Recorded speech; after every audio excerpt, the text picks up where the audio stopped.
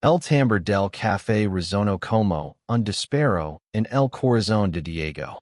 Estaba detrás del mostrador, sirviendo un cortado, cuando la puerta se abrió y lo vio. Javier, el chico que había convertido su adolescencia en un infierno.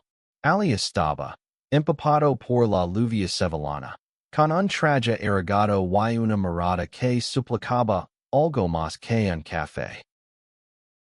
Diego, con 25 años, había rehecho su vida en Sevilla tras años de lucha interna. Era un hombre de piel morena, cabello rosado que caía sobre su frente y unos ojos oscuros que escondían cicatrices que nadie veía.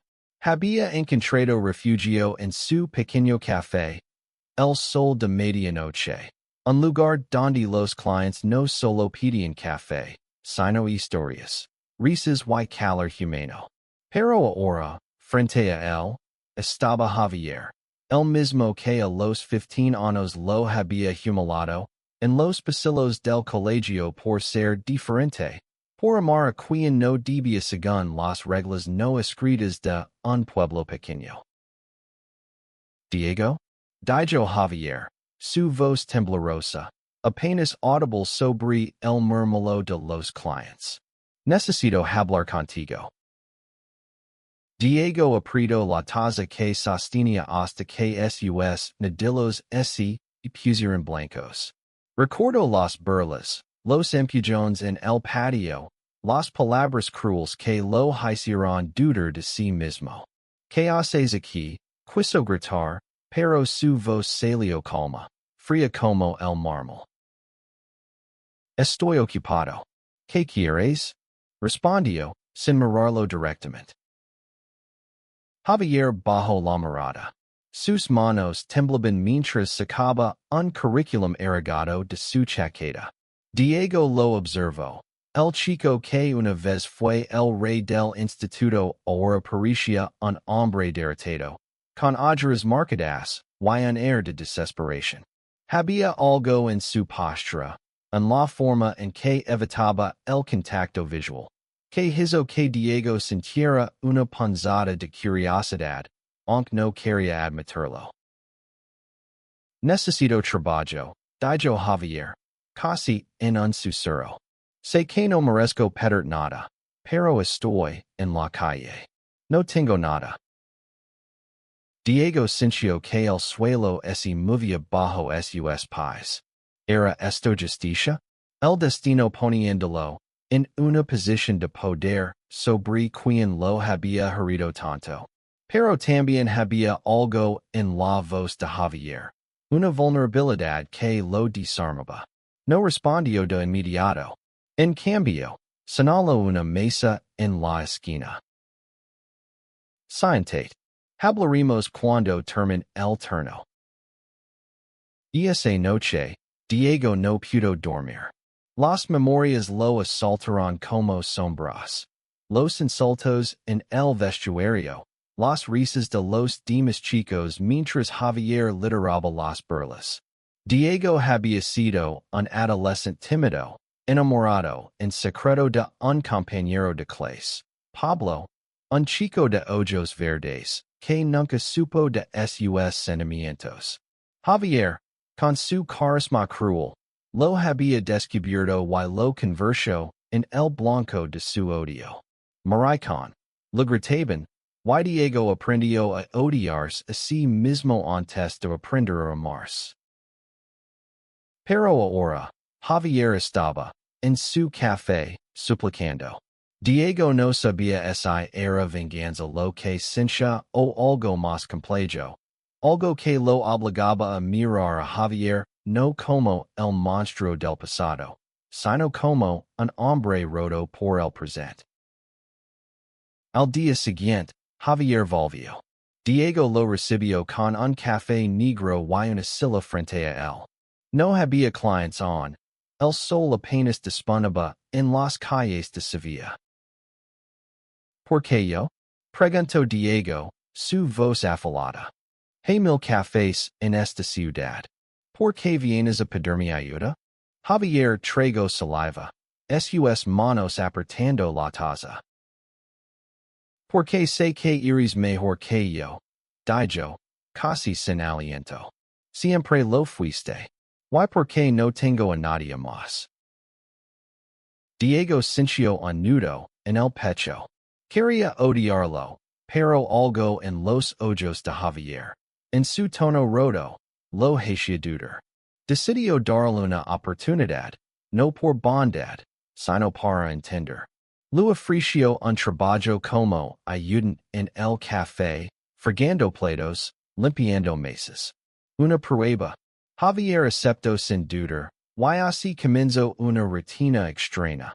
El acosador y el acosado, compartiendo un espacio, obligados a enfrentarse cada día. El café se convirtió en un campo de batalla silencioso. Diego observaba a Javier desde la distancia, notando cómo trabajaba sin cuidarse, cómo sus manos temblaban cuando un cliente lo miraba demasiado. Javier no era el chico arrogante antes. Había algo en el que parecía apagado, como si la vida le hubiera arrancado la chispa. Pero Diego no estaba listo para perdonar. Cada vez que Javier pasaba cerca, sentía el eco de las burlas del pasado. Una tarde, mientras limpiaban el local, Javier rompió el silencio. Nunca te pedí perdón, dijo, sin mirarlo, fregando una mesa con demasiada fuerza. Lo que te hice no hay excusa. Diego se quedó inmóvil, el trapo en la mano. Había esperado esas palabras durante años, pero ahora que las escuchaba, no sabía cómo reaccionar. ¿Por qué lo hiciste? Preguntó, su voz temblando de rabia contenida. ¿Por qué me odias tanto? Javier dejó de fregar. Sus hombres se hundieron. Y por un momento, pareció que iba a derrumbarse. No te odiaba, dijo finalmente. Me odiaba a mí mismo. Diego frunció el seno, confundido. Javier levantó la mirada. Y por primera vez, Diego vio algo más allá del arrepentimiento. Miedo, vulnerabilidad, un secreto guardado durante años. Estaba enamorado de alguien, confesó Javier, su voz apenas un susurro. Un chico, pero no podía aceptarlo. Mi padre y mi familia no lo habrían permitido. Así que te ataque, porque eres valiente. Porque tú no escondías quién eres, yo sí. Diego sintió que el air se lo escapaba. Nunca había imaginado que Javier, el chico que lo había destrozado, estuviera luchando con su propia identidad. La revelación lo dejó sin palabras, pero también lo llenó de preguntas. ¿Era esto una excusa? ¿O era la verdad? Esa noche, Diego decidió investigar. Preguntó a viejos conocidos del pueblo, revisó redes sociales, y descubrió que Javier había tenido una vida difícil. Un padre autoritario, una familia que lo rechazó cuando rumores sobre su orientación comenzaron a circular. Había perdido todo, su trabajo, su hogar, su orgullo. Diego no sabía si sintió lástima o rabia, pero algo estaba cambiando en él. Con el tiempo, la dinámica en el café cambió. Diego comenzó a notar pequeños gestos de Javier. Como ayudaba a una anciana a lavar su bandeja. Como sonría tímidamente cuando un cliente le daba las gracias. Había una humanidad en el que Diego no quería ver, pero que era imposible ignorar. Una noche, durante una tormenta, el café se quedó vacío. Solo estaban los dos, atrapados por la lluvia. Diego preparó dos tazas de chocolate caliente y se sentó frente a Javier. Cuéntame, dijo sin rodeos. ¿Te do? Javier respiró hondo y comenzó a hablar. Canto sobre su infancia, sobre un padre que lo golpeaba y mostraba debilidad, sobre un amor adolescente que nunca confesó, sobre años de negación y autodestrucción. Había intentado ser normal, salir con chicas, cumplir con las expectativas, pero todo ese derrumbo cuando su familia lo echó de casa, al descubrir la verdad. Diego escuchó en silencio, dividido entre la impaciencia y el dolor. Recordó sus propios años de lucha, como había aprendido a aceptarse gracias a amigos que lo apoyaron, como había encontrado, en Sevilla, un lugar donde ser libre. Pero también sabía que el perdón no era fácil. No espero que me perdones, dijo Javier al final, con lágrimas en los ojos. Solo quería que supieras que no eres el único que sufrió. Diego no respondió. Se levantó, dejó la taza en el fregadero y salió al patio trasero, diciendo que la lluvia lo empapara. Necesitaba pensar. ¿Podía perdonar a alguien que lo había herido tanto? ¿O era esta la oportunidad de sanar? No solo para él, sino para ambos. Los días siguientes fueron extraños. Diego y Javier trabajaban juntos, pero había una tensión nueva, no de odio, sino de algo indefinido. Diego comenzó a notar cosas. La forma en que Javier tarareaba canciones antiguas mientras limpiaba, como sus ojos se iluminaban cuando hablaba de libros. Había una chispa en él, una que Diego no quería admitir que lo intrigaba. Una tarde, un cliente habitual, un escritor llamado Marcos, organizó una lectura de poesía en el café. Javier, para sorpresa de Diego, se ofreció a leer algo. Su poema, escrito a mano en una servileta, hablaba de arrepentimiento, de amores perdidos y de la lucha por encontrarse a uno mismo. Cuando terminó, el silencio en el café era absoluto, seguido de un aplauso cálido. Diego, desde el mostrador, sintió algo que no esperaba, orgullo.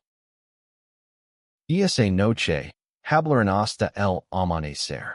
No solo de dolor, sino de sueños, de música, de la vida que querían construir.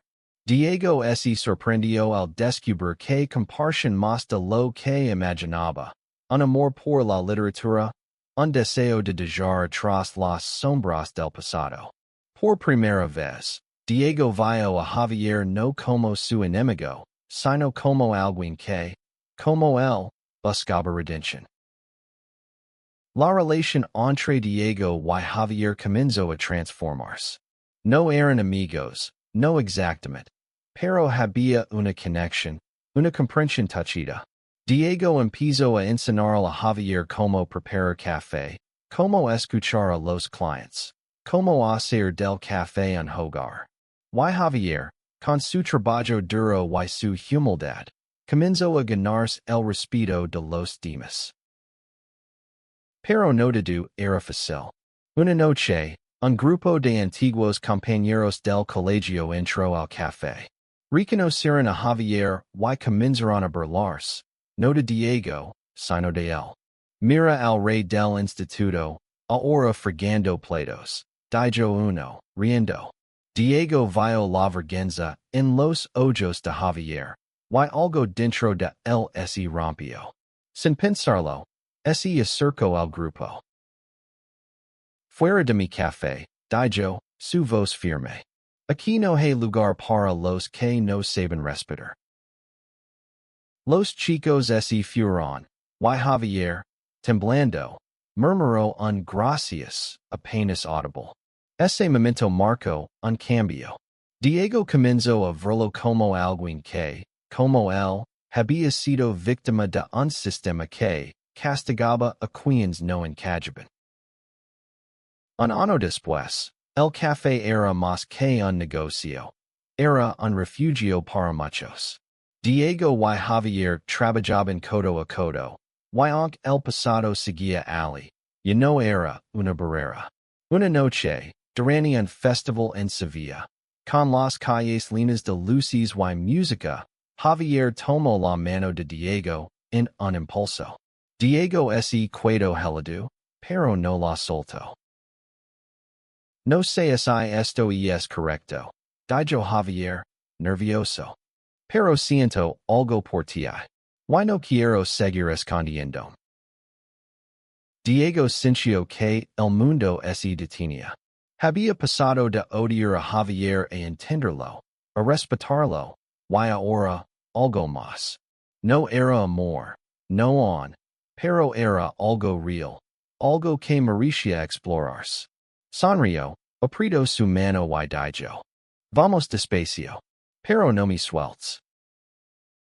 El café, el sol de medianoche, se convirtió en un símbolo de esperanza. Diego y Javier, ahora socios en el negocio y en la vida, transformaron el lugar en un espacio para la comunidad LGBT de Sevilla. Organizaban noches de polla, talleres, charlas sobre aceptación. Cada día era un paso hacia la sanación, no solo para ellos, sino para quienes cruzaban la puerta. El pasado no desapareció, pero perdió su poder. Diego aprendió a perdonar, no porque Javier lo mereciera, sino porque él merecía estar en paz. Javier, por su parte, encontró en Diego no solo un amor, sino una razón para ser mejor. Juntos, demostraron que la justicia poética no es venganza, sino la capacidad de transformar el dolor en algo hermoso. Una noche, mientras servían el café, Diego miró a Javier y dijo, nunca pensé que el chico que me acosaba sería el que me enseñaría a confiar otra vez. Javier sonrió, con lágrimas en los ojos. Yo nunca pensé que encontraría un hogar en el lugar donde pedí perdón. Bajo el cielo estrellado de Sevilla, el café brillaba como un faro, un recordatorio de que el amor, la redención y la humanidad siempre encuentran un camino, incluso en los corazones más heridos.